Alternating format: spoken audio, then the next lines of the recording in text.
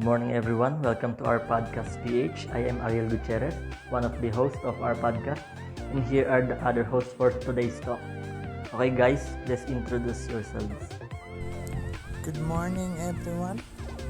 I am King Emiel Vargas from BSESS 3-2 SC. Good morning, I am Mico Rosel. Jayvee. So, hi everyone. My name is Leinard Tepora from BSESS section 3-2 SC. Guys, I know we all know about the second voyage of Sindbad because what we are going to talk about this morning is all about the second voyage of Sindbad. Who is Sindbad? Sindbad the sailor is a fictional mariner and the hero of a story cycle of Middle Eastern origin. He is described as hailing from Baghdad during the early Abbasid Caliphate, 8th and 9th centuries AD, in the course of 7 voyages throughout the seas east of Africa and south of Asia. He has fantastic adventures in magical realms, encountering monsters and witnessing supernatural phenomena, and he is a legendary pirate. What is the story of Sindbad? The tale is about a merchant called Sindbad who lived during the Third Islamic Caliphate. The stories of Sindbad adventures are piled with details of giant birds, sea monsters, whale as big as an island, goddesses, and evil fictional characters that are appealing to children and even adults. And Sindbad sets sail again because he has become bored with the easy life in Baghdad. What happened when Sindbad and his companions reached the island? When they reached the island, his companion went up to gather fruits and flowers. But Sindbad ate and slept in the shade. When he woke up, he found his ship had sailed away and his companions were gone.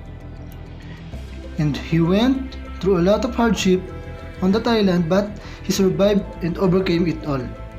So, who helped Sindbad to get home? And what happened to Sindbad in the end? Merchants helped Sindbad and took him to their camp, and the next day, Sindbad went with them on the long journey back to his home. Sindbad returns to Baghdad, where the resumes a life of ease and pleasure.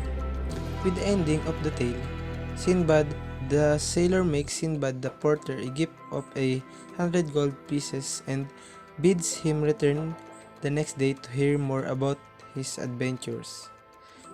Lesson of the story. For you guys, what is the lesson in the story of the second voyage of Sindbad that we can share with our listeners? Traveling isn't always easy because you do not know what happened while you're traveling.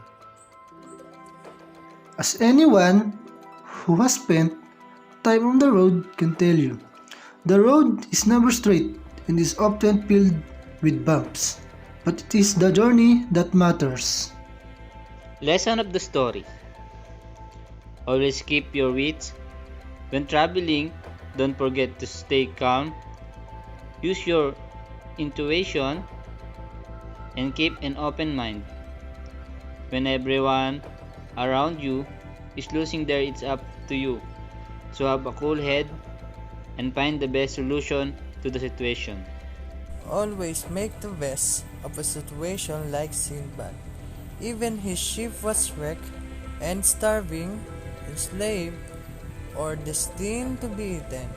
He never forgot to make the best of what was available. Don't lose hope like Sindbad did in the story, because there are always times in one's life when all hope is lost.